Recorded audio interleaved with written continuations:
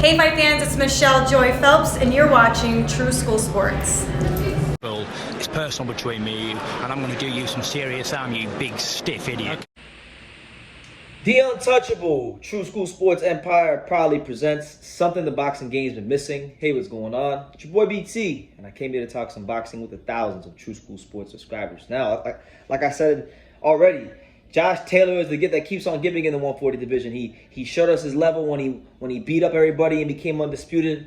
Now, because of the Catterall situation and all the mandatories he had, he wants that rematch. He's vacating all the belts at 140. And because of that, we're getting a lot of great fights. We're getting Regis Prograis versus Zepeda Matias for the IBF title and for the WBC title, most notably. Regis Prograis versus Jose Zepeda. It's happening. There's no official date as of yet, but the intriguing news about this whole situation is that, you know, Top Rank didn't win the bid. Matchroom didn't win the bid. Probellum didn't win the bid. Golden Boy didn't win the bid. The normal, the usual power brokers in boxing did not win the purse bid. In fact, a very, very small entity in the world of boxing won the purse bid, and that comes in the form of California-based club show promotional company, Marvnation. Marvnation Promotions won the purse bid for Regis Prograis versus Jose Zepeda. Now, it's funny because this was great. A lot of people that claim to love boxing and know boxing didn't know who Marvnation was. So if you didn't know who Marvnation was, then you don't really follow boxing as closely as you think you do. But Marvnation, they won. They put out $2.4 million for the bid.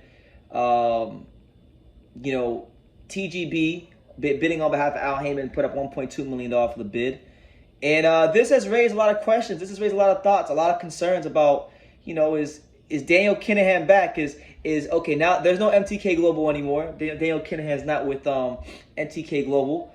But is Daniel Kinahan, is he behind all this? Because Probellum supposedly Probellum backs Marvnation. I'm not sure how true that is. Y'all can let me know in the comments. But Marvnation, I've watched some of their cards before because they're a fighter that I'm a big fan of, Andy Dominguez. He fought on a lot of their cards before, so I checked them out a couple times. And they put on some good shows. But people are suspecting that Daniel Kinahan is back in the boxing game and that Marvnation is his new front. So make of that what you will. But all in all, it's good that we got some movement with this fight because, Prograis versus Zepeda is about as good as it gets in boxing. Two hard-punching southpaw fighters, both looking to really establish themselves at that top level in the 140 division. Zepeda, they both fought, they both fought two of the top guys. Prograis has been champion, Zepeda hasn't, but Zepeda's fought Jose Ramirez in the past. He fell a little short. A lot of people thought he beat Ramirez. But since then he's gone on to have a great run in the division. He actually had one of the greatest fights in history of boxing with Ivan Baranchyk just was it 2020? Yeah, 2020. The greatest, literally the greatest fight. Might be the greatest fight in modern boxing history. It was that damn good. If you don't believe me, go watch it. Regis Prograis. What can we say about Regis Prograis? This is a guy that nobody is eager to fight. This is a guy that has long been one of the top 140 pounders out there. And he's looking to really reestablish himself back on that level because out of everybody who's fought Josh Taylor, apart from Catterall, but before Catterall fought Taylor, a lot of people thought Regis Prograis beat Josh Taylor in the UK, and they feel like if that fight would have been in the USA, he would have got the decision, and he probably would have, but he wasn't, and the circumstances dictated that he needed to do a little bit more, and he didn't, so he fell a little short, but it hasn't changed where I see him in the division. Regis Prograis is creme de la creme, and he's top shelf. He's one of the best fighters in the world, not just at 140, but just in the world, period. So this fight, I like this fight because, these are two guys they're desperate to become world champion. They don't just kind of want to become world champion. They're desperate to become world champion.